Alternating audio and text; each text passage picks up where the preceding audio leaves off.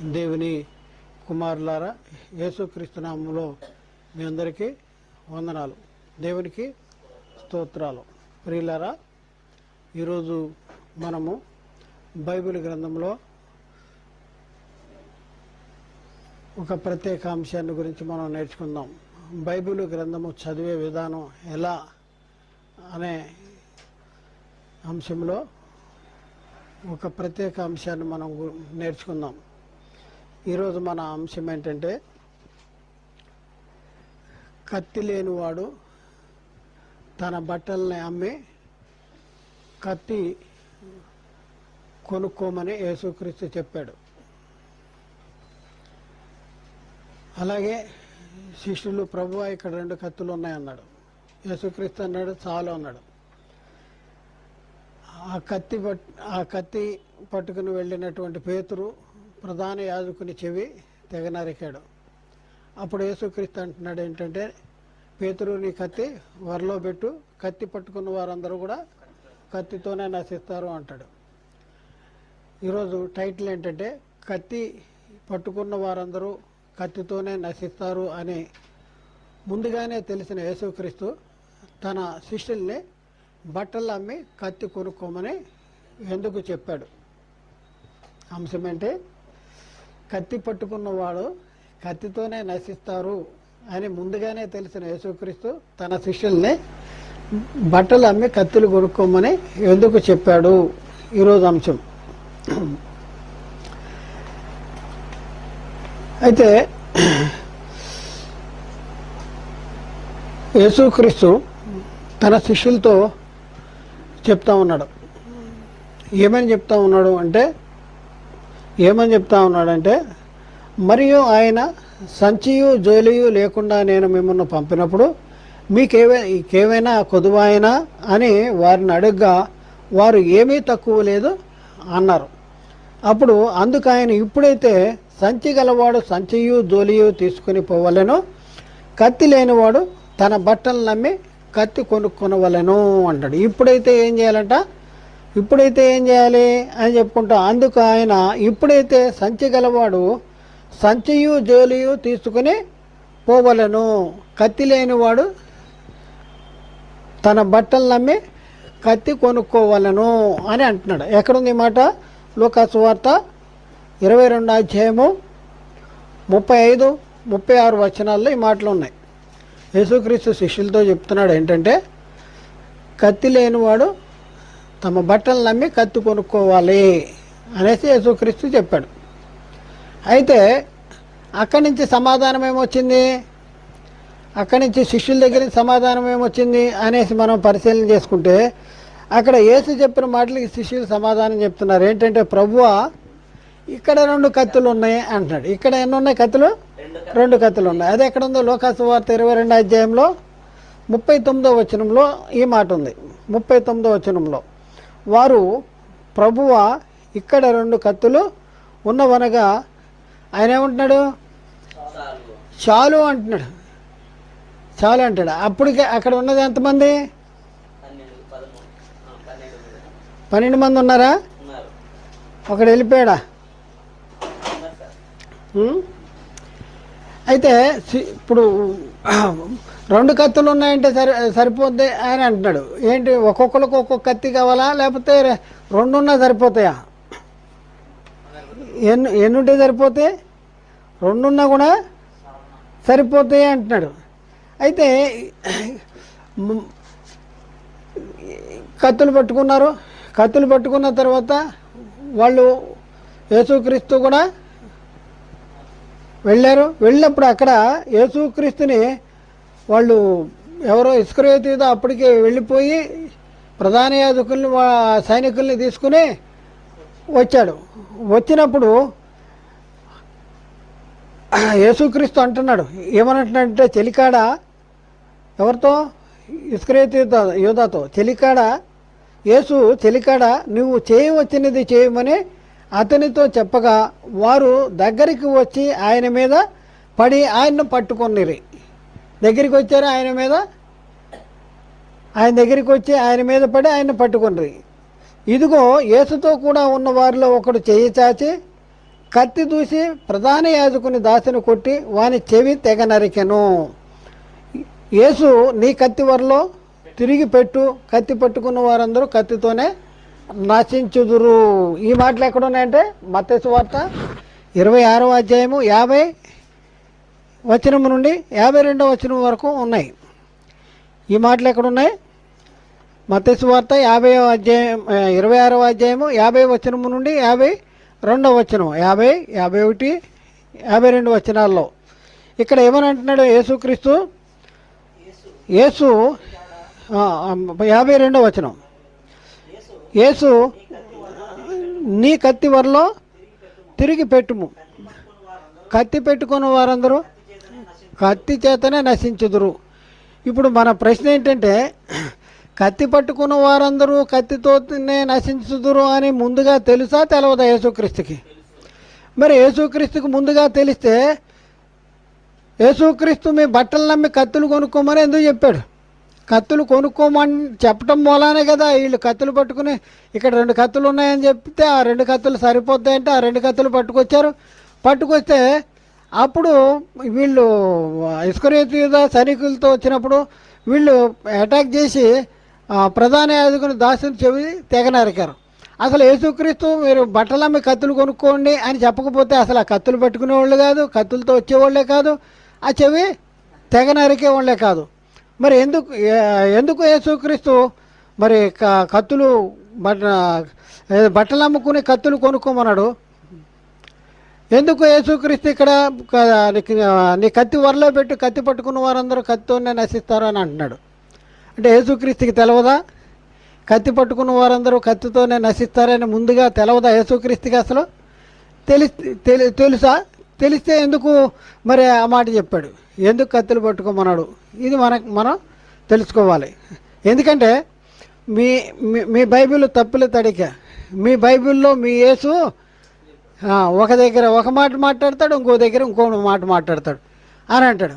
అని బయట వాళ్ళు అంటున్నారు, మనకంటే ఎక్కువ బయట వాళ్ళు బైబిల్ బాగా చదువుతున్నారు. బాగా చదివి ఈ ప్రశ్నలు ఈ మాటలు మన ముందు పెడుతున్నారు.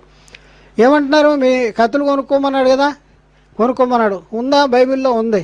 మరి కత్తి వరలో పెట్టని ఎందుకంటున్నాడు? కత్తి పట్టుకున్న వారందరూ కత్తితోనే నశిస్తారని మరి ఎందుకు చెప్పాడు? నశిస్తారని తెలవదా? తెలిస్తే ఎందుకు కొనుక్కోమన్నాడు అని అడుగుతున్నారు. మనమేం సమాధానం చెప్పాలి? ఎందుకంటే ఇది నా బైబిల్లో ఉన్నాయని కరెక్ట్ ఉంటాయి అనేసి మనం నమ్మితే నమ్మొచ్చు. కానీ మనల్ని హేతువడుగు ప్రతివానికి ఏం చేయాలి? సాత్వికంతో సమాధానం చెప్పడానికి మనం సిద్ధంగా ఉండాలన్నమాట. అయితే ఎట్లా మనం అర్థం చేసుకోవాలి? ఇక్కడ మనం చూసుకుంటే మరి యేసుక్రీస్తుకి తెలిసిండే ఎందుకు కత్తులు కొనుక్కోమన్నాడు? కత్తులు కొనుక్కోమన్నాడు కనుకనే మలుకు ప్రధాన యాజకుని దాసుని మలుకు అనే అతన్ని చెవి తెగ నరకడం అనేది జరిగింది. మరి అప్పుడు అంటాడు, మరి నీ కత్తి వరలో పెట్టు, కత్తి పట్టుకున్న వారందరూ కత్తితోనే నశిస్తారు అని అంటాడు. ఎందుకు ఇవన్నీ ఎందుకు ఇలా యేసుక్రీస్తు అవునని చెప్పి కాదన్నట్టుగా ఎందుకు మాట్లాడాడు? యేసుక్రీస్తు అవునని చెప్పి కాదన్నట్టుగా ఓసారేమో కొనుక్కోమంటాడు, ఓసారేమో వరలో పెట్టు అంటున్నాడు. నశిస్తారు కత్తి పట్టుకున్నవారు. మరి కత్తి ఎందుకు కొనుక్కోమన్నాడు? కత్తి పట్టుకున్న వారందరూ కత్తిని నశిస్తారంటే కత్తి ఎందుకు కొనుక్కోమన్నాడు? అయితే అనేసి మనం తెలుసుకోవాల్సిన అవసరం ఉంది. ఇప్పుడు మన బైబిల్ కరెక్టే అని మనం అనుకున్నా మన హేతువుడికి ప్రతివానికి సమాధానం చెప్పవలసిన బాధ్యత మన మీద ఉంది. మేము నమ్ముతాం, మేము నమ్ముతాము, నీకు చెప్పవలసిన అవసరం లేదు అని అనటానికి వీలు లేదు. కాబట్టి ఇప్పుడు ఉన్న పరిస్థితుల్లో యేసుక్రీస్తు ఎందుకు అన్నాడు? అసలు ఎందుకు కత్తులు కొనుక్కోమన్నాడు? ఎందుకు కత్తి పట్టుకున్న వారందరూ కత్తితో నశిస్తారని కత్తి వరలో పెట్టని ఎందుకు అన్నాడు? ఇది మనం పరిశీలన చేద్దాం. అయితే వాస్తవానికి మనం పరిశీలన చేసుకుంటే మరి బైబిల్ గ్రంథము మనిషిని ఎత్తుని బట్టి కలిగిందా అనేసి మనం పరిశీలన చేసుకుంటే నెంబర్ 1 పాయింట్ ఏంటంటే, ఒకడు ఊహను బట్టి చెప్పుట వలన లేఖనంలోని ఏ ప్రవచనమో పుట్టదని మొదట గ్రహించవలను. ఏలైనగా ప్రవచనం ఎప్పుడు మనిషిని ఎత్తుని బట్టి కలగలేదు, కానీ మనుషులు పరిశుద్ధాత్మ ద్వారా ప్రేరేపించబడి దేవుని మూలంగా పలికిరి. పేతురు రాసిన 2వ పత్రిక 1వ అధ్యాయము 20-21 వచనాల్లో ఈ మాటలు ఉన్నాయి. ఏముంది? ఒకడు ఊహను బట్టి చెప్పుట వలన లేఖనంలోనే ఏ ప్రవచనమో పుట్టదని మొదట గ్రహించాలి. ఊహను బట్టి చెప్పినవి కాదు, ఊహను బట్టి చెప్పినవి కాదు. అయితే ఏలైనగా ప్రవచనం ఎప్పుడునో మనుషుని ఇచ్చని బట్టి కలగలేదు, కానీ మనుషులు పరిశుద్ధాత్మ ద్వారా ప్రేరేపించబడి దేవుని మూలంగా పలికిని అనేసి మనం. అయితే దేవుని మూలంగా పలికిన లేఖనాల్లో మరి అవునని చెప్పి కాదన్నట్టుగా ఎందుకు ఉన్నాయి? ఓ దగ్గర ఏమో కత్తులు కొనుక్కోమన్నాడు, ఇంకో దగ్గర ఏమో కత్తి వరలో పెట్టు, కత్తి పట్టుకున్న వారు కత్తితో నశిస్తారు అని యేసుక్రీస్తు చెప్తున్నాడు. కత్తి పట్టుకున్న వారు కత్తితో నశిస్తారు అని తెలుసు కదా యేసుక్రీస్తుకి. బట్టలమ్మి కత్తి ఎందుకు కొనుక్కోమన్నాడు? ఇది మనం ఆలోచించాలి. మరి లేఖనాలు మనుషుల మూలంగా కలిగినవి కాదు, మనుషులు పరిశుద్ధాత్మ ద్వారా ప్రేరేపించి దేవుని మూలంగా పలికినాయి. అయితే వాస్తవానికి మనం పరిశీలన చేసుకుంటే మరి దేవుడు నమ్మతగినవాడేనా? దేవుడు నమ్మతగినవాడా? యేసుక్రీస్తు నమ్మతగినవాడా? మరి పౌలు శీలలు చెప్పిన వాక్యము అవునని చెప్పి కాదన్నట్టుగా ఉన్నాయా, లేకపోతే అవునని చెప్పి అవునన్నట్టుగానే ఉన్నాయా అనేసి మనం పరిశీలన చేద్దాం. రెండో పాయింట్ ఏంటంటే దేవుడు నమ్మతగినవాడు. దేవుడు అంట నమ్మతగినవాడు. రోమాపత్రికలో 3వ అధ్యాయము 3వ వచనంలో మనం పరిశీలన చేసుకుంటే, కొందరు అవిశ్వాసులైననేమి వారు అవిశ్వాసులైనందున దేవుడు నమ్మతగినవాడు కాక పోవునా అట్లన రాదు అంటాడు. దేవుడు నమ్మతగినవాడు కాకపోవునా అంటే నమ్మతగినవాడు కాక పోవునా అంటే నమ్మతగినవాడే ఆయన, నమ్మతగినవాడు. కాబట్టి ఇప్పుడున్న పరిస్థితిలో దేవుడు నమ్మతగినవాడు. మళ్ళీ మరొక వచనంలో అపోస్తలుడైన పౌలు చెప్తున్నాడు, దేవుడు నమ్మతగినవాడు. యేసుక్రీస్తు అవునని చెప్పి కాదన్నట్టుగా లేడు, మేము చెప్పిన వాక్యం అవునని చెప్పి కాదన్నట్టుగా లేదు అనేసి మరొక వచనంలో చెప్తా ఉన్నాడు. నెంబర్ 3, మూడవ పాయింట్, మేము మీకు చెప్పిన వాక్యము అవునని చెప్పి కాదన్నట్టుగా ఉండలేదు, దేవుని కుమారుడైన యేసుక్రీస్తు కూడా అవునని చెప్పి కాదన్నవాడుగా ఉండలేదు. వచనం చదువుకుందాం. 2 కొరింథీ పత్రిక 1వ అధ్యాయము 17 నుండి 19వ వచనం వరకు. కావున నేనేలాగూ ఉద్దేశించి చపల చిత్తునిగా నడుచుకుంటున్నా, అవునని చెప్పుతూ కాదన్నట్టుగా ప్రవర్తించవలననే నా యోచనను శరీరానుసారముగా యోచించుచున్నానా? దేవుడు నమ్మతగినవాడు గనక మొట్టమొదటి ఏం చెప్తున్నాడు? ఫస్ట్ పాయింట్, దేవుడు నమ్మతగినవాడు గనక అంటున్నాడు. దేవుడు నమ్మతగినవాడు. ఆ తర్వాత మేము మీకు చెప్పిన వాక్యము అవునని చెప్పి చూడండి ఏమంటున్నాడు? దేవుడు నమ్మతగినవాడు, మేము మీకు చెప్పిన వాక్యము అవునని చెప్పి కాదన్నట్టుగా ఉండలేదు అంటాడు.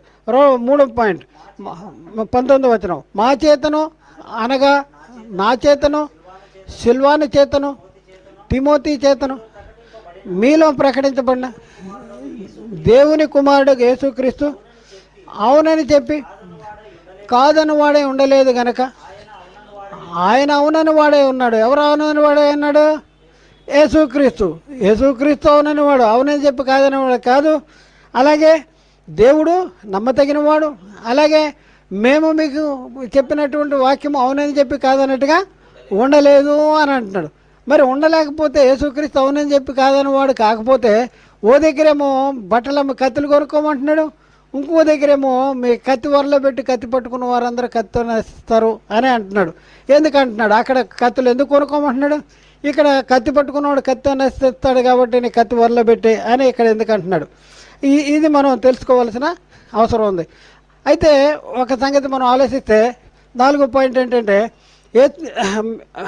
యేసుక్రీస్తు నాటి దినాల్లోనే యూదులతో చెప్తా ఉన్న సంగతి ఏంటంటే, మీ మాట అవునంటే అవును, కాదంటే కాదు అని ఉండాలి. వీటికి మించినది ఎవరి నుంచి కలిగిందంట? దుష్టు నుండి కలిగింది అంటాడు. ఎవరితో చెప్పిన మాటలు ఇవి? యూదులతో చెప్తున్నాడు. యేసుక్రీస్తు ఆ దినాల్లోనే యూదులతో చెప్తా ఉన్నాడు ఏంటంటే, మత్తయి సువార్త 5:37లో మీ మాట అవునంటే అవును, కాదంటే కాదు అని ఉండవలను. వీటికి మించినది దుష్టుని నుండి పుట్టినది, వీటికి మించిన దుష్టు నుండి పుట్టింది అంటాడు. మరి పరిశుద్ధాత్ముడు సంఘంతో చెప్తున్న మాట ఏంటి అనేది అది కూడా మనం చూద్దాం. పరిశుద్ధాత్ముడు సంఘంతో చెప్తున్న మాట యాకోబు పత్రిక 5వ అధ్యాయము 12వ వచనంలో, యాకోబు పత్రిక 5వ అధ్యాయము 12వ వచనంలో అక్కడ, నా సహోదరులారా ముఖ్యమైన సంగతి ఏదనగా ఆకాశము తోడని కానీ భూమి తోడని కానీ మరి దేని తోడని కానీ ఒట్టు పెట్టుకొనక మీరు తీర్పు పాలు కాకుండానట్లు అవునంటే అవును, కాదంటే కాదు అని ఉండవలెను. చూడండి, మీరు తీర్పు పాలు కాకుండానట్లు ఎలా ఉండాలంటే అవునంటే అవును, కాదంటే కాదు అని ఉండాలి అంటాడు. మరి అవునంటే అవును, కాదంటే కాదు అని ఉండాలి, లేకపోతే తీర్పులోనికి వస్తామంటే మరి యేసుక్రీస్తు అవునని చెప్పి కాదని వాడు అయి ఉండలేదు అని బైబిల్ చెప్తా ఉంటుంటే, ఇక్కడ మనం చూసుకుంటే ఒక వచనము యేసుక్రీస్తు చెప్పిన ఒక వచనము మరొక వచనానికి విభేదించినట్లుగా ఉంది. లూకాసు వార్త 26:36 ఏమంటున్నాడు? అందుకు ఆయన ఇప్పుడైతే సంచి గలవాడు సంచియు జోలియు తీసుకుని పోవాలను, కత్తి లేనివాడు తమ బట్టలు నమ్మి కత్తి కొనుక్కోవాలి. 22:36లో ఆఖరి రెండో మాట ఏంటంటే కత్తి లేనివాడు తన బట్టలు నమ్మి కత్తి కొనుక్కోండి. మరి మత్తయి సువార్తలో మనం పరిశీలన చేసుకుంటే 26వ అధ్యాయంలో 52వ వచనంలో అక్కడే ఉన్నది, యేసుని కత్తి తిరిగి వరలో పెట్టు, కత్తి పట్టుకున్న వారందరూ కత్తితో నేస్తారు. అంటే ఒక వచనం ఏమవుతుంది, మరొక వచనాన్ని విభేదించినట్లుగా మనకి అగపడుతుంది. అయితే ఎందుకు ఇలా జరుగుతూ ఉంది, ఎందుకు మరి ఇవన్నీ ఒక వచనం మరొక వచనాన్ని విభేదించినట్లుగా ఉంది, ఎట్లా మనం అర్థం చేసుకోవాలి అనేసి మనం పరిశీలన చేసుకోవాల్సిన అవసరం ఉంది. ఏది కరెక్టు? మరి ఇప్పుడు యేసుక్రీస్తు కత్తి కొనుక్కోమన్నాడు కనుక మనం కత్తులు కొనుక్కోవాలా? బైబిల్లో ఉంది కదా, బైబిల్లో యేసుక్రీస్తు కత్తులు కొనుక్కోమన్నాడు కదా. మరి ఇప్పుడు మనం కత్తులు కొనుక్కోవాలా? మరి ఏం చేయాలి? కత్తులు కొనుక్కోవాలా, కత్తులు కొనుక్కోక్కర్లేదా? ఏం చేయాలి? మరి కత్తి వరలో పెట్టు అంటే వరలో పెట్టుకుని కత్తి పెట్టుకోవచ్చా బయటికి తీయకుండా? ఎట్లా? ఇప్పుడు ఏం చేయాలి, ఎట్లా అర్థం చేసుకోవాలి? ఎందుకు యేసుక్రీస్తు కత్తులు కొనుక్కోమన్నాడు? ఎందుకు యేసుక్రీస్తు కత్తి వరలో పెట్టు, కత్తి పట్టుకున్న వారందరూ కత్తితో నశిస్తారు అన్నాడు అనేది ఇది మనకు అర్థం కావాలి. ఇది మనకు అర్థం కావాలంటే అసలు బైబిల్ గ్రంథము చదివే విధానం ఎలా, బైబిల్లో రాయబడిన సంగతుల్ని ఎలా అర్థం చేసుకోవాలి, ఇది ముందు ముఖ్యంగా మనకే అర్థమవ్వాలన్నమాట. అయితే బైబిల్ అర్థం కావాలంటే, బైబిల్లో ఉన్న రాయబడిన సంగతులు మనం అర్థం చేసుకోవాలంటే మనం ఎలా బైబిల్ని చదవాలి, ఎలా బైబిల్లో రాయబడిన సంగతుల్ని మనం పరిశీలన చేయాలి అనే దాని గురించి కొన్ని పాయింట్లు మన దగ్గర ఉన్నాయి. ఒకటి ఏంటంటే, నెంబర్ 1, వ్రాయబడిన వచనములోని సంగతులు ఎవరు చెప్పారు? ఏంటి? రాయబడిన వచనములోని సంగతులు ఎవరు చెప్పారు? రెండోది, వ్రాయబడిన వచనములోని సంగతులు ఎవరితో చెప్పబడిన సంగతులు, ఎవరు చెప్పారు? రెండోది, ఎవరితో చెప్పిన సంగతులు. తర్వాత మూడోది, వ్రాయబడిన వచనములోని సంగతులు ఏ కాలంలో చెప్పబడినాయి. చూడండి, బైబిల్ ఎంత జాగ్రత్తగా ఎంత పరిశీలనగా చదవాలి అనేసి బైబిల్లో ఉన్న సంగతులు మనకు అర్థం కావాలంటే చాలా పరిశీలనగా మనం బైబిల్ని చదవాలి. మూడోది ఏంటంటే, వ్రాయబడిన వచనములోని సంగతులు ఏ కాలంలో చెప్పబడినాయి. తర్వాత నాలుగోది, వ్రాయబడిన వచనములోని సంగతులు ఏ సందర్భంలో చెప్పబడినవి, ఏ సందర్భంలో చెప్పారు. ఐదోది, వ్రాయబడిన వచనములోని సంగతులు ఎవరు అనుసరించడానికి చెప్పబడిన సంగతులు, ఎవరు అనుసరించాలి.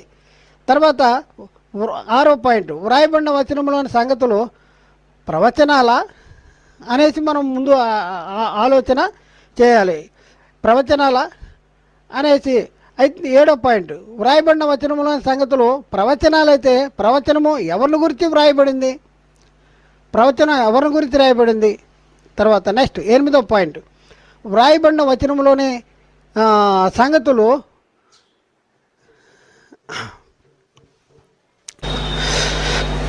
ఆరో పాయింట్, వ్రాయబడిన వచనములోని సంగతులు ప్రవచనాల ఏంటిది, వ్రాయబడిన వచనములోని సంగతులు ప్రవచనాల. 7వ పాయింట్, వ్రాయబడిన వచనములోని సంగతులు ప్రవచనాలైతే ఆ ప్రవచనాలు ఎవరిని గురించి వ్రాయబడినాయి.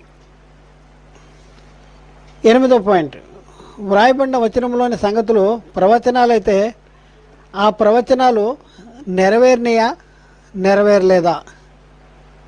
అలాగే 9వ పాయింట్, వ్రాయబడిన వచనములోని సంగతులు ప్రవచనాలైతే ఆ ప్రవచనాలు ఎప్పుడు నెరవేరినవి, ఎవరిలో నెరవేరినాయి, ఎప్పుడు నెరవేరినాయి, ఎవరిలో నెరవేరినాయి. 10వ పాయింట్, వ్రాయబడిన వచనములోని సంగతులు ప్రవచనాలైతే ఆ ప్రవచనాలు నెరవేరకపోతే ఎప్పుడు నెరవేరును, ఎవరిలో నెరవేరును. అలాగే 11వ పాయింట్, వ్రాయబడిన వచనంలోని సంగతులు దృష్టాంతములుగా వారికి సంభవించి యుగాంతముందు మనకు బుద్ధి కలగడానికి వ్రాయబడిన సంగతుల, ఇది కూడా మనం పరిశీలన చేయవలసినటువంటి అవసరము ఉంది. 12వ పాయింట్, వ్రాయబడిన వచనంలోని సంగతులు అలంకార రూపకముగా వ్రాయబడినయా.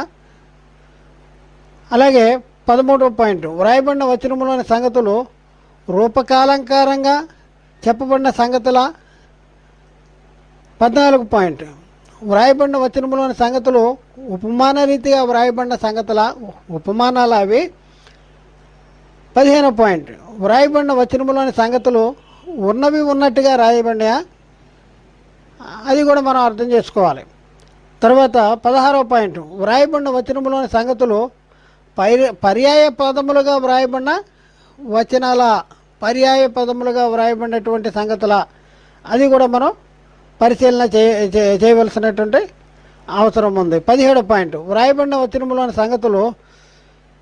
సంగతులు ఎవరైనా ఒక వ్యక్తి యొక్క గుణలక్షణాల గురించి, వారి బలాన్ని గురించి, అధికారాన్ని గురించి, జ్ఞానాన్ని గురించి తెలియపరచడానికి సింబాలిక్ భాషలో లేక సంకేత భాషలో వ్రాయబడిన వచనాల, ఎలా రాయబడినాయి, దేని గురించి రాయబడినాయి అనేసి పరిశీలన చేయాలి. అలాగే 18వ పాయింట్, వ్రాయబడిన వచనంలోనే కొన్ని సంగతులు, కొన్ని పట్టణాల గురించి, స్థలాల గురించి, స్థలములో కలిగి ఉన్న స్థితి గురించి మరి తెలియపరచడానికి అవి కూడా సింబాలిక్ భాషలో, సంకేత భాషలో వ్రాయబడిన వచనాల, ఇవన్నీ కూడా మనం పరిశీలన చేయవలసిన అవసరం మనకు ఉంది. అయితే ఇప్పుడు మన ముందున్నటువంటి సమస్యను మనం ఒకసారి ఆలోచన చేద్దాం. మరి ఇక్కడ మనం ఆలోచన చేస్తే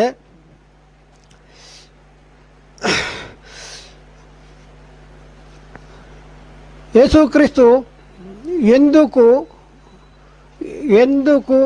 కత్తులు, బట్టలు లేనివాడు కత్తులు కొనుక్కోమని చెప్పాడు? ఎందుకు బట్టలు లేనివాడు కత్తులు కొనుక్కోమన్నాడు? ఎందుకు కత్తి వరలో పెట్టు, నీకు కత్తి పట్టుకున్న వారు అందరూ కత్తితోనే నశిస్తారు అని చెప్పాడు? ఇది మనం తెలుసుకోవాల్సిన అవసరం ఉంది. అయితే వాస్తవంగా మొట్టమొదట మనం తెలుసుకోవాల్సిన సంగతి ఏంటంటే, ఈ రెండు ఒకే కాలంలో చెప్పిన మాటలు కాదు. ఈ రెండు సంగతులు చెప్పడానికి ఒకే సమయంలో ఒకే దగ్గర చెప్పిన సంగతులు మాత్రం కాదు. ఈ రెండు సంగతులు రెండు సంగతులు చెప్పడానికి మధ్యలో కొన్ని సంగతులు జరిగినాయి. అయితే ఏం జరిగినాయి ఏంటి అనేసి మనం పరిశీలన చేద్దాం. అయితే మొట్టమొదటిగా యేసుక్రీస్తు ఎందుకు కత్తులు కొనుక్కోమన్నాడు బట్టలు నమ్మి, ఇది మనం తెలుసుకోవాల్సిన అవసరం మనకి ఉంది. అయితే ఇక్కడ కత్తులు కొనుక్కోమన్నాడు కదా, ఎన్ని కత్తులు కొనుక్కోవాలి? ఉన్న వాళ్ళందరూ తల ఒక కత్తి కొనుక్కోమన్నాడా? అంటే వాళ్ళు ఏమన్నారు, ప్రభువా ఇక్కడ 2 కత్తులు ఉన్నాయి అని అంటే, చాలు 2 కత్తులు చాలు అంటాడు. 2 కత్తులు చాలు ఆయనే చెప్పాడు. అయితే ఆ 2 కత్తులు పట్టుకుని యేసుక్రీస్తు కూడా వెళ్ళారు.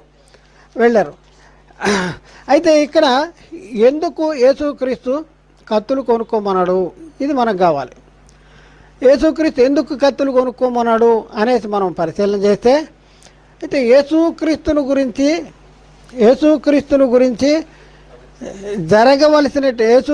జీవితంలో నెరవేరవలసినటువంటి ఒక ప్రవచనము ఉంది. ఆ ప్రవచనము తన జీవితంలో నెరవేరటం కోసం యేసుక్రీస్తు తన శిష్యులతో బట్టలు నమ్మి కత్తులు కొనుక్కోమని చెప్పాడు. ఎందుకు కొనుక్కోమన్నాడు? యేసుక్రీస్తుని గురించి వ్రాయబడినటువంటి ఒక ప్రవచనము నెరవేరవలసి ఉంది. ఆ నెరవేరవలసిన కాలంలో నెరవేర్చడానికి గాను యేసుక్రీస్తు తన శిష్యులతో చెప్తున్నాడు ఏంటంటే, బట్టలు నమ్మి కత్తులు కొనుక్కోండి అని చెప్పాడు.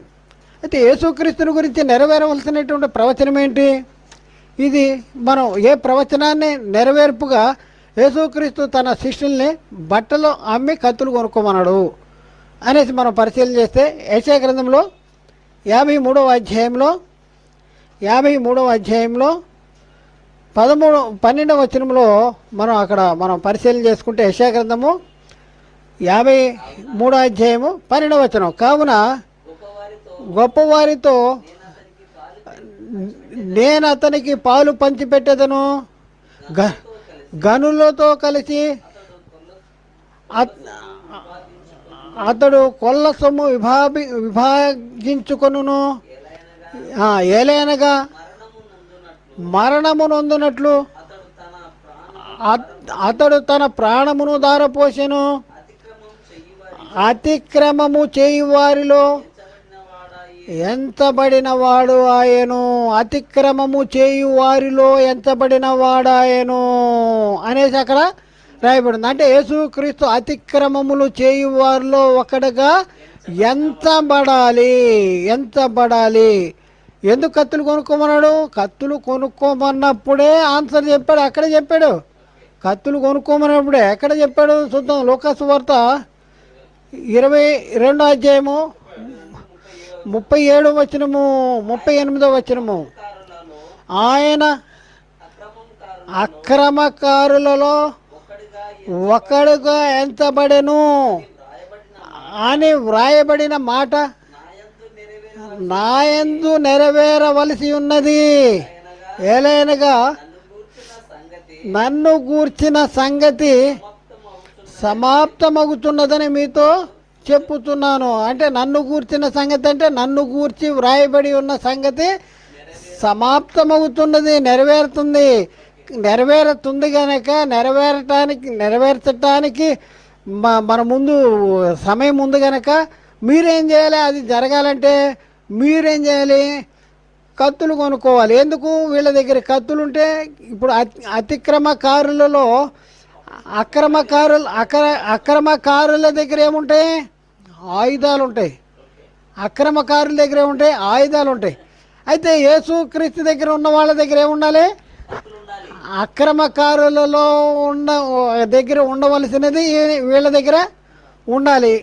కనుక ఏం కావాలి? వీళ్ళకి కత్తులు కావాలి. కాబట్టి ఎందుకు కత్తులు కావాలంటాడు?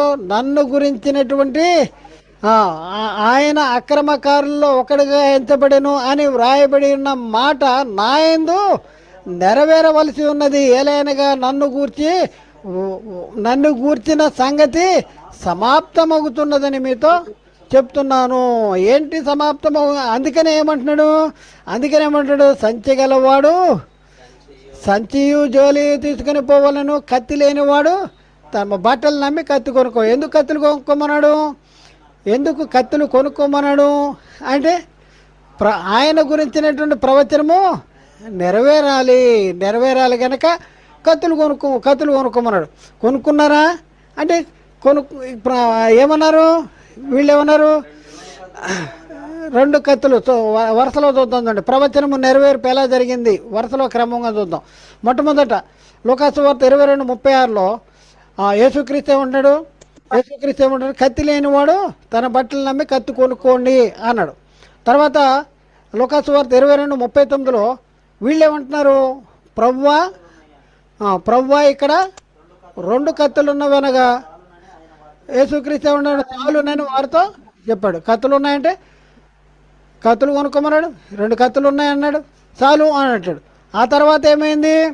మత్తయి సువార్త 26వ అధ్యాయం 51వ వచనంలో మత్తయి సువార్త 26వ అధ్యాయం 51వ వచనంలో ఇదిగో యేసుతో కూడా ఉన్న వారిలో ఒకడు చేయి చాచి కత్తి దూసి ప్రధాన యాజకుని దాసిని కొట్టి వారి చెవి తెగ నరికాడు.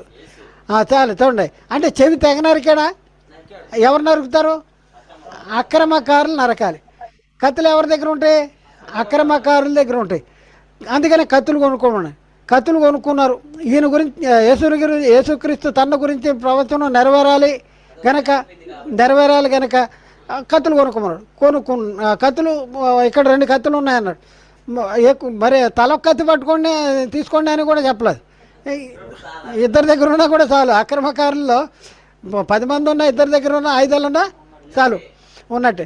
వీళ్ళు కొన్నారు, వీళ్ళు పట్టుకున్నారు.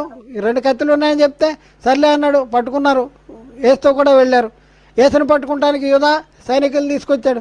తీసుకొచ్చేటప్పటికి వీళ్ళు ఈ పేతురు ఏం చేశాడు? పేతురు తన దగ్గర ఉన్న కత్తిని వాడి అటాక్ చేసి ప్రధాన యాజకుని చెవి అతిక్రమం చేశాడు. అతిక్రమము చేయి వారు ఏది చేస్తారో అది చేశాడు. మళ్ళీ ఇంకో వచనం చూద్దామండి. ఎక్కడంటే యోహాను సువార్త 18వ అధ్యాయంలో 10-11 వచనాలు. యోహాను సువార్త 18వ అధ్యాయము 10-11 వచనాలు. సీమోను పేతురునొద్ద కత్తి ఉండినందున అతనిని దాన్ని దూసి ప్రధాన యాజకుని దాసిని కొట్టి అతని కుడి చెవి, ఇక్కడ క్లారిటీ ఇచ్చాడు, అతని కుడి చెవి తెగ నరికెను. ఎవరు ఆ దాసుని పేరు? ప్రధాన యాజకుని దాసుడు. ఆ దాసుని పేరు మల్కు. అప్పుడు తెగ నరికాడు కదా. తెగ నరికితే ఏమైంది? అప్పటికి ఏమైపోయింది? అక్రమకారుల్లో ఒకడుగా ఎంతపడ్డాడంటే అక్రమకారుల్లో ఒకడుగా ఎంతపడాలంటే ఏం కావాలి? ఒకటి, అక్రమకారుల దగ్గర ఉండవలసినటువంటి కత్తులు, ఆయుధాలు ఉండాలి. రెండోది అటాక్ చేయాలి. రెండు పనులు అయిపోయిన తర్వాత ఇక చెవి నరికాడు అంటే ఆయన గురించిన ప్రవచనం నెరవేరిపోయిన తర్వాత ఇక కత్తి అవసరం లేదు.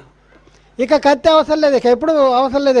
అందుకనే అంటున్నాడు 11వ వచనం, లేదు నీ కత్తి వరలో ఉంచుము, తండ్రి నాకు అనుగ్రహించిన గిన్నెలో నేను త్రాగుకుందునా ఆయన పేతురుతో ఆయనను అంటాడు.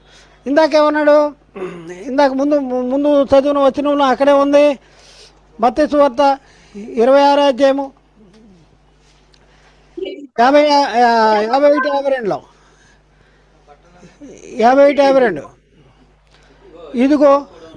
ఇదిగో యేసుతో కూడా ఉన్న వారిలో ఒకడు చేయి చాపి కత్తి దూసి ప్రధాన యాజకుని దాసుని కొట్టి వాని చెవి తెగ నరికెను. యేసు నీ కత్తి వరలో తిరిగి పెట్టుము. అప్పుడు చెప్తున్నాడు ఆన్సర్, కత్తి పట్టుకున్న వారందరూ కత్తితోనే నశించుదురు.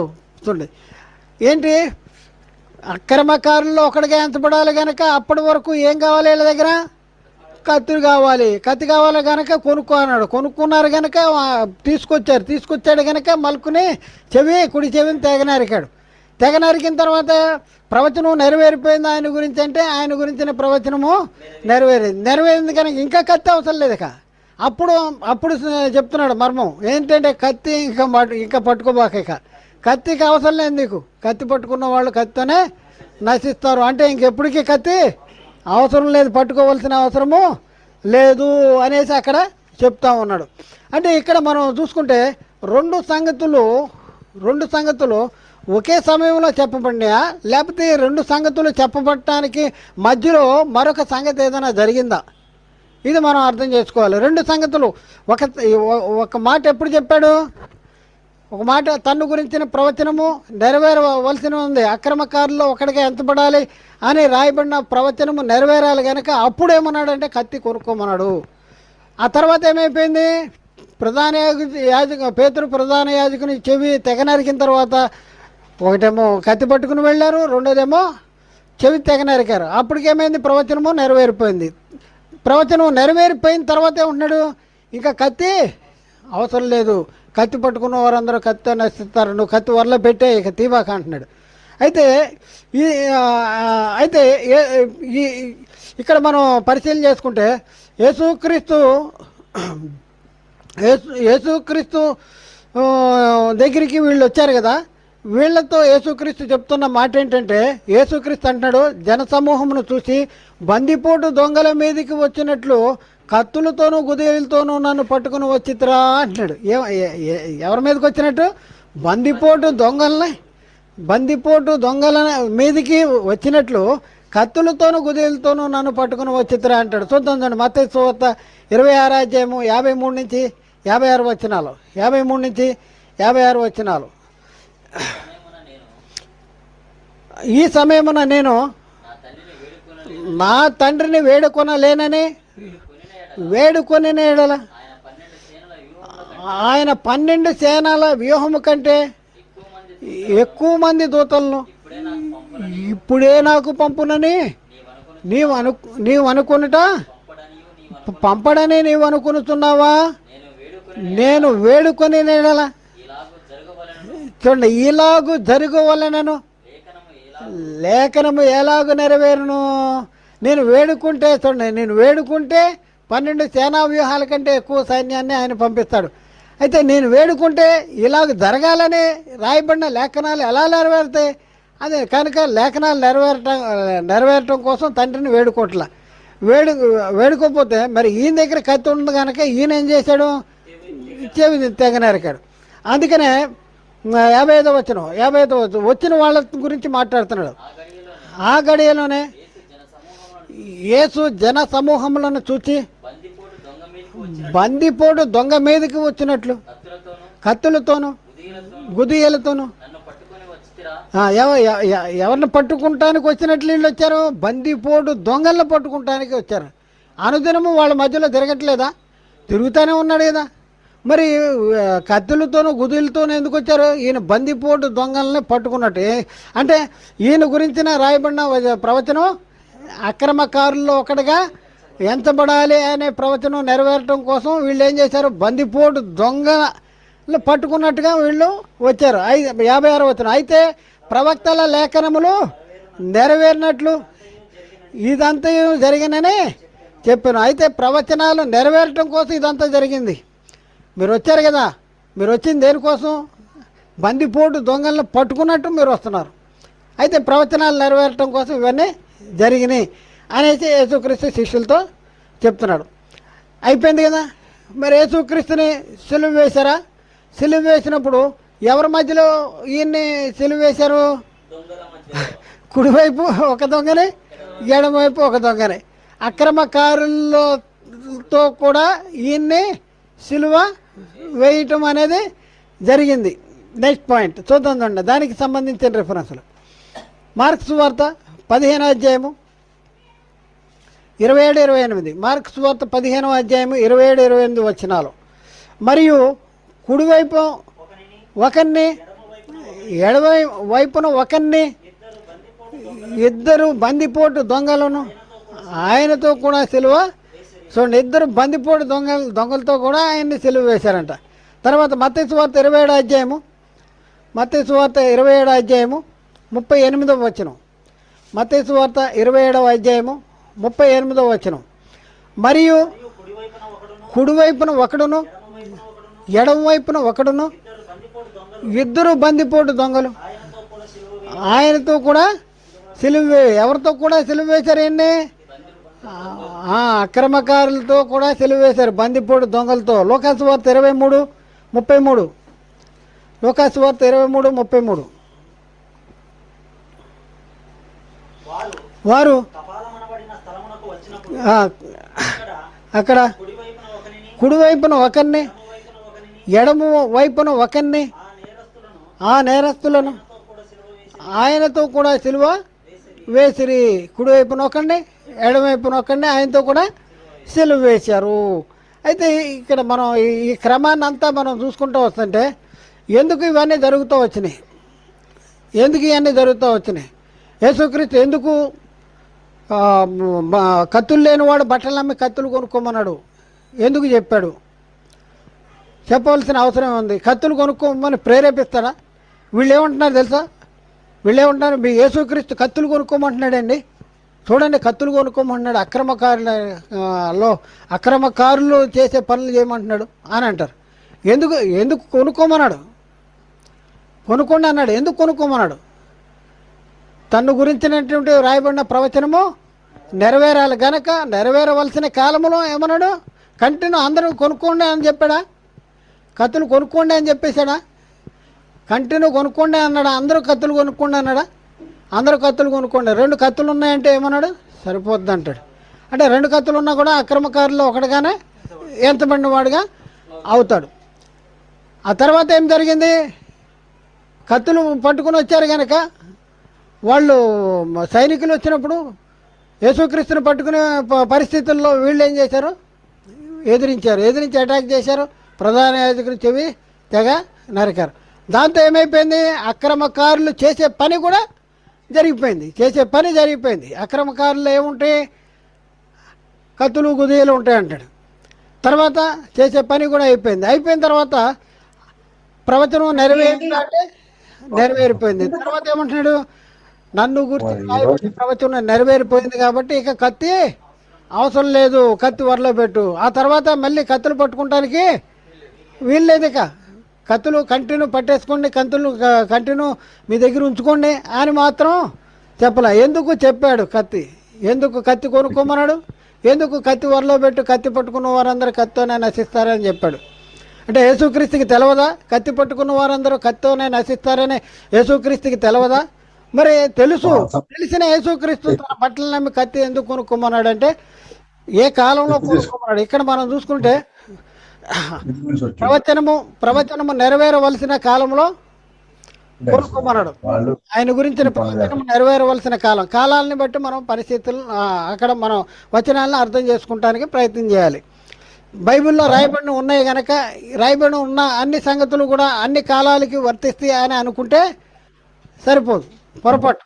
అంతే కదా, బైబిల్లో రాయబడి ఉన్నాయి కనుక యేసుక్రీస్తు చెప్పాడు కనుక ఆ మాటలు అన్ని కాలాలకి వర్తిస్తాయి అని అనుకుంటే పొరపాటు పడతాం. ఎందుకంటే ఏ కాలంలో కత్తులు కొనుక్కోమన్నాడు ఆ కాలంలోనే వాళ్ళే చేయాలి, వాళ్ళే చేయాల్సిన పని. ఆ మాటలు మనకి చెప్పిన మాటలు కాదు, ఆయన గురించి రాయబడిన ప్రవచనం నెరవేరటం కోసం ఆయన శిష్యులకి చెప్పిన మాటలు ఆ కాలంలో వాళ్ళే అనుసరించాలి. ఇప్పుడు వాళ్ళకి చెప్పిన మాటలు ఇప్పుడు నాకు కూడా చెప్పాడని నేను కూడా కత్తులు కొనుక్కోవడానికి ప్రయత్నం చేయవలసినటువంటి అవసరము లేదు.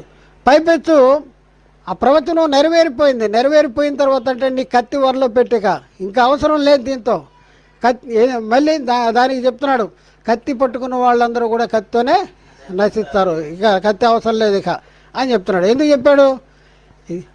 ఆ మాట ఏ కాలంలో చెప్పాడు, ఈ మాట ఏ కాలంలో చెప్పాడు? యేసుక్రీస్తు అంట అవునని చెప్పి కాదని వాడు అంటాడు. అవునని చెప్పి కాదన్నాడు, మీ యేసుక్రీస్తు తప్పులు అబద్ధాలు ఆడుతున్నాడు. అక్కడేమో ఒక మాట చెప్పాడు, ఇక్కడ ఒక మాట చెప్పాడు. అవునని చెప్పి కాదని వాడుగా కాదు అని బైబిల్ చెప్తుంది. మరి అదే బైబిల్లో యేసుక్రీస్తు అవునని చెప్పి కాదని వాడుగా ఉన్నాడు అని చెప్తా ఉన్నాడు. యేసుక్రీస్తు అవునని చెప్పి కాదని వాడా, లేకపోతే అవునని చెప్పి అవునన్నట్టుగానే ఉన్నాయి ఆయన మాటలు అంటే అవునన్నట్టుగానే ఉన్నాయి.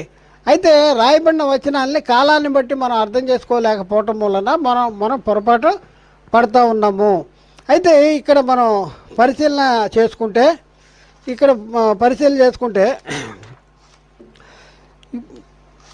ఇప్పుడు మన వాళ్ళు కత్తి కొనుక్కోమన్నాడు కనుక అంటే కత్తి అంటే ఏం చెప్తున్నారు వీళ్ళు? నిజంగా కత్తేనా కొనుక్కోమన్నది, లేకపోతే కత్తి అంటే ఇంకో కత్తి కొనుక్కోమన్నాడా? ఏ కత్తి కొనుక్కోమన్నాడు?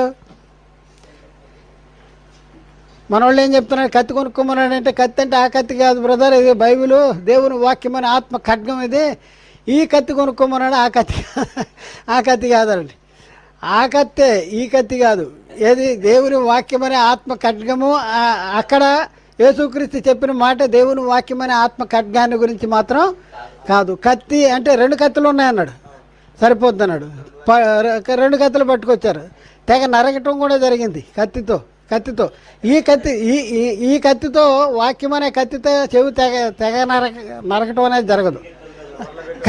కాబట్టి లేదు బ్రదర్, ఆ కత్తి కాదు ఈ కత్తి అని చెప్పేవాళ్ళు చాలామంది ఉన్నారు. కత్తి కొనుక్కోండి ఈ మాటలు దీని గురించి చెప్తూ ఉంటారు. యేసుక్రీస్తు కత్తి కొనుక్కోమన్నాడు, తర్వాత కత్తి వరలో పెట్టానే మాట చెప్పడు. కత్తి కొనుక్కోమన్నాడు కనుక కత్తి ఉందా బ్రదర్ మీ దగ్గర, ఏది మీ బ్యాగ్లో కత్తి ఉందా అంటాడు. ఏది ఈ సందర్భాన్ని తీసుకుని యేసుక్రీస్తు కత్తి కొనుక్కోమన్నాడు కదా, మీరు కొనుక్కున్నారా, ఎన్ని కత్తులు ఉన్నాయి మీ దగ్గర అంటాడు. ఎన్ని కత్తులు ఎట్లా అనమాట. అయితే ఇక్కడ మనం పరిశీలన చేసుకుంటే ఖడ్గాలు, ఏ ఖడ్గము అని అంటే మామూలుగానే అతిక్రమకారులు ఉపయోగించేటటువంటి ఆయుధముకు సంబంధించిన ఖడ్గమే కొనుక్కోమన్నాడు. తర్వాత ఇక్కడ మనం చూసుకుంటే ఖడ్గాల గురించి మనం చూసుకుంటే కొన్ని సంగతులు మనం చూసుకుని ముగిద్దాం. ఎఫ్సి పత్రిక 6వ అధ్యాయము 17వ వచనం. ఎఫ్సి పత్రికలో 6వ అధ్యాయం 17వ వచనం. అక్కడ ఏమని ఉందంటే, మరియు రక్షణయను శిరస్త్రాణమును దేవుని వాక్యమును ఆత్మ ఖడ్గమును ధరించుకోండి. మనము మనం ధరించుకోవాల్సినవి, మనం ఎప్పుడు ధరించుకోవాల్సినవి, మనం ధరించుకోవాల్సినవి ఏంటి అని అంటే రక్షణైన శిరస్త్రాణము, దేవుని వాక్యమును, ఆత్మ ఖడ్గం. యేసుక్రీస్తు కత్తులు కొనుక్కోమన్నాడు కనుక ఆ కత్తి కొనుక్కోవడానికి ప్రయత్నం చేయొద్దు. ఆ కత్తి కొనుక్కున్న సందర్భము, మరి దాన్ని ఉపయోగించిన సందర్భము అయిపోయింది. దాని చరిత్ర ముగిసిపోయింది. కత్తి వరలో పెట్టన్నాడు, అయిపోయింది. అయితే ఇప్పుడు మనకు కావాల్సిన కత్తి ఏంటంటే దేవుని వాక్యమును, ఆత్మ ఖడ్గాన్ని ధరించుకోవాలి. హెబ్రీ పత్రిక 4:12 ఎందుకనగా దేవుని వాక్యము సజీవమై బలము గలదై రెండంచులు గల ఎటువంటి ఖడ్గము కంటెను వాడిగా ఉండి ప్రాణ ఆత్మలను కీళ్లను మూలుగును విభజించినంత మట్టుగా దూరుచు హృదయం యొక్క తలంపులను ఆలోచనలను శోధించుతూ ఉన్నది. దేవుని వాక్యం ఎలాంటిదంట? రెండంచుల గల ఖడ్గము అంటాడు. రెండంచుల గల ఖడ్గం కాదు, రెండంచులు గల ఎటువంటి ఖడ్గము కంటేనూ వాడిగా ఉన్నది. రెండంచులు గల ఖడ్గం అండి వాక్యము అంటాడు. కాదు, కంటే వాడిగా ఉంది. కంటే చూడండి. దేవుని ఎందుకనగా దేవుని వాక్యము సజీవమైనదై బలము గలదై రెండంచుల గల ఎటువంటి ఖడ్గము కంటేనూ వాడిగా ఉండి ప్రాణాత్మ కీళ్ల మూలుగులను విభజించున్నంత మట్టుగా దూరుతూ హృదయం యొక్క తలంపులను ఆలోచనలను శోధించుతూ ఉన్నది అనేసి చెప్తా ఉన్నాడు. కాబట్టి ఇప్పుడు మన దగ్గర ఏ ఖడ్గం ఉండాలి? ఈరోజు మన దగ్గర అపవాదిని ఎదిరించడానికి, అపవాది తంత్రాలను ఎదిరించడానికి మన దగ్గర ఏముండాలి అంటే దేవుని వాక్యమనే ఆత్మ ఖడ్గం. శిష్యులు ఏ ఖడ్గం కొనుక్కోమన్నాడు? నిజంగా కత్తిని కొనుక్కోమన్నాడు. ఇప్పుడు మనం నిజంగా కత్తులు కొనుక్కొని మనం పెట్టుకుని తిరగటానికి వీలు లేదు. అయితే ఇంకా 2-3 రిఫరెన్స్లు చూసి మనం ముగిద్దాం. ప్రకటన గ్రంథంలో 2వ అధ్యాయము 12వ వచనం. ప్రకటన గ్రంథము 2వ అధ్యాయం 12వ వచనం.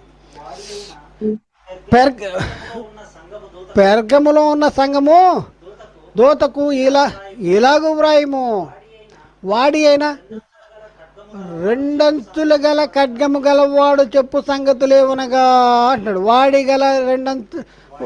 వాడి అయిన రెండంచులు గల ఖడ్గము గలవాడు చెప్పు సంగతులేమనగా అంటున్నాడు. తర్వాత ప్రకటన గ్రంథం 2వ అధ్యాయం 16వ వచనం. 2:16 కావున మారు మనసు పొందుము, లేని ఎడల నేను నీ యొద్దకు త్వరగా వచ్చి నా నోట నుండి వచ్చు ఖడ్గము చేత. ఏ ఖడ్గము? నోట నుండి వచ్చే ఖడ్గం ఏది?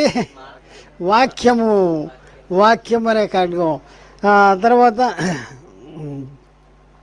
ప్రకటన గ్రంథము 19వ అధ్యాయము 15వ వచనం.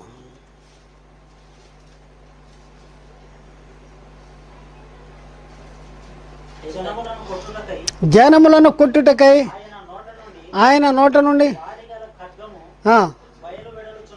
చాలండి. ఏంటి? జనములను కొట్టుటకై ఆయన నోట నుండి వాడి గల ఖడ్గము బయలుదేరాలి. ఇప్పుడు మన నోట నుండి ఏ ఖడ్గం బయలుదేరాలి? మన నోట నుండి వాక్యం అనే ఖడ్గం బయలుదేరాలి. వాడి గల వాక్యము అనే ఖడ్గం, రెండంచులు గల ఎటువంటి ఖడ్గము కంటే వాడిగా ఉన్న ఖడ్గము ఎక్కడి నుంచి బయలుదేరాలి? నోట్లోంచి బయలుదేరాలి.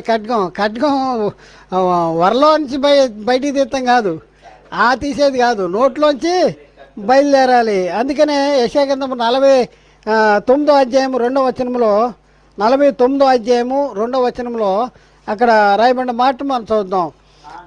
నా నోరు వాడిగల ఖడ్గముగా ఆయన చేసి ఉన్నాడు, తన చేతి నీడలో నన్ను దాచి ఉన్నాడు, నన్ను మెరుగు పెట్టిన అంబుగా చేసి తన అంబుల పొదిలో మూసిపెట్టి ఉన్నాడు. నా నోరు వాడిగల ఖడ్గముగా ఆయన చేసి ఉన్నాడు. మన నోట్లో ఏముండాలి చెప్పండి? మన నోట్లో ఖడ్గం ఉండాలి, వాడిగల ఖడ్గం, రెండంతులు గల ఎటువంటి ఖడ్గము కంటే వాడిగా ఉన్న ఖడ్గము. ఏంటది? దేవుని వాక్యము. దేవుని వాక్యము మన నోట్లో. ఎందుకంటే అపవాదిని మనం ఎదిరించాలి. ఈ ఖడ్గముతో శరీర ప్రాణాత్మ కీలకలు మూలుగులు సహితము దూసుకుపోయి హృదయం యొక్క తలంపులను ఆలోచనలను శోధించినట్లుగా మనం వాళ్ళకు వాక్యము ప్రకటన చేయాలి. వాళ్ళ వాళ్ళ హృదయాలను ఏం చేయాలి? చెరపట్టాలి. దేని చెరపట్టాలి? వాళ్ళని చెరపట్టి క్రీస్తుకు లోపరుచున్నట్లుగా వాళ్ళని చేయాలి. కొరింథీ పత్రిక చూద్దాం చూడండి. ఎక్కడంటే 2 కొరింథీ పత్రికలో 2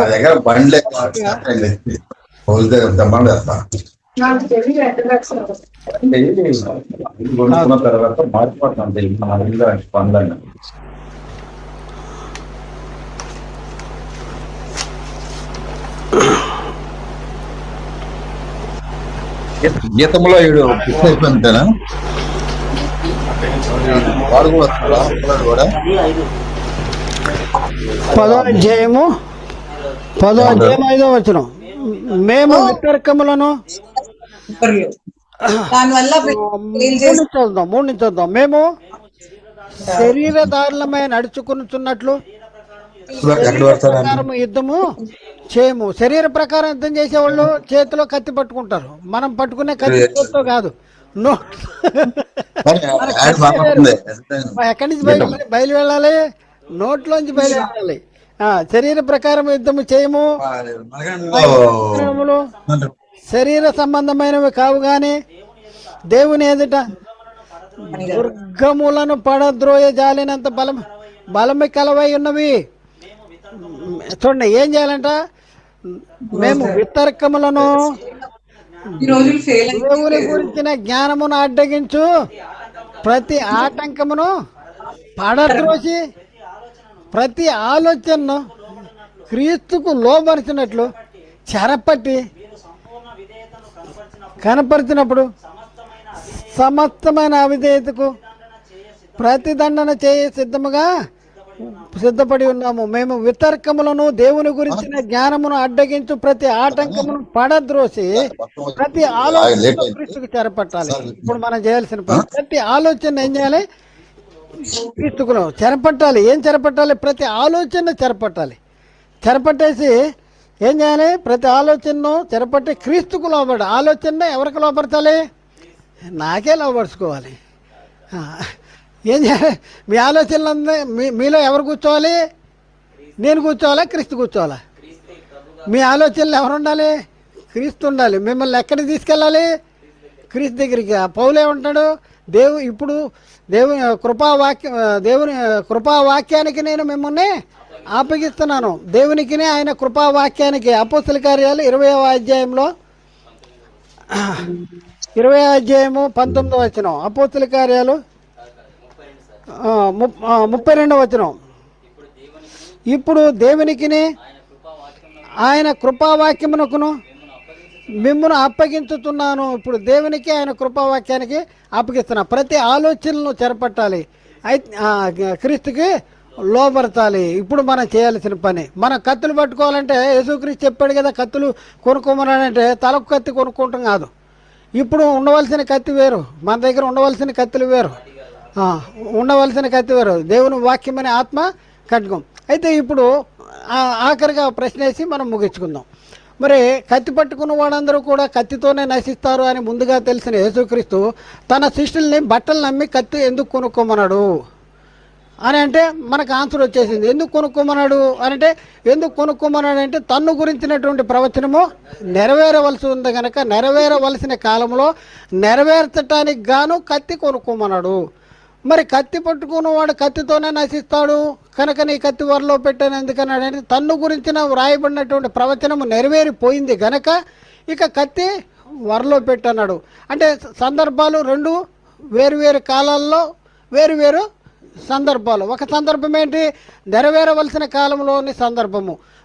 ఇంకొక కాలంలో ఇంకొక మాట ఎప్పుడుది అంటే నెరవేరిపోయిన తర్వాత కాలంలోని సందర్భంలోనే మాట్లాడిన మాట. రెండు వేరువేరు కాలాల్లో వేరువేరు సందర్భాల్లో చెప్పబడిన సంగతులు. కాబట్టి ఇక్కడ ఈ సంగతి, ఈ కాలానికి కత్తి కొనుక్కోండి అని చెప్పడం ఈ కాలానికి ఇది కరెక్టే. నెరవేరిపోయిన తన గురించి ప్రవచనం నెరవేరిపోయిన తర్వాత నీ కత్తి వరలో పెట్టు, కత్తి పట్టుకున్న వారందరూ కత్తితో నశిస్తారు అని చెప్పిన మాట కూడా ఆ కాలానికి అది కరెక్టే. కాబట్టి ఇప్పుడు కాలంలో మనమేం చేయాలి? మనమేం చేయాలంటే ఆ కత్తులు మనకు అవసరం లేదు. మనకి ఏ కత్తులు కావాలంటే ఇప్పుడు మనం చూసాం, మనకు కావాల్సిన కత్తి. ఆ కత్తి ఎక్కడి నుంచి రావాలి? నోట్లోంచి రావాలి. నోట్లోంచి ఏం చేయాలి? నోట్లోంచి వచ్చిన ఖడ్గంతో ప్రతి ఆలోచనను చెరపట్టి క్రీస్తుకి లోబరచాలి. ఇది మనం చేయాల్సిన పని. కాబట్టి వాక్యాన్ని రాయబడిన బైబిల్ గ్రంథంలో వ్రాయబడినటువంటి వాక్యాన్ని ఏ కాలానికి ఎట్టి కాలానికి సూచిస్తుందో కాలాన్ని బట్టి మనం అర్థం చేసుకుని మరి రాయబడినటువంటి సంగతులు ఏ కాలానికి సంబంధించినో మనం పరిశీలన చేసుకుని అవి జరిగినాయా, జరగలేదా, జరగబోవునా, ఎట్లా ఏంటి అనేసి మనం ఆలోచించి ప్రస్తుత కాలంలో మనం ఏం చేయాలనేసి మనం పరిశీలన చేసి వాక్యాన్ని అనుగుణంగా మన జీవితాలను మలుచుకుంటానికి మనం ముందుకి కొనసాగుదాం. దేవుడు మాట్లాడిన ప్రతి మాట ప్రతి ఒక్క హృదయంలో నీరుగట్టి ఫలం చేయనుగాక. ఆమేన్.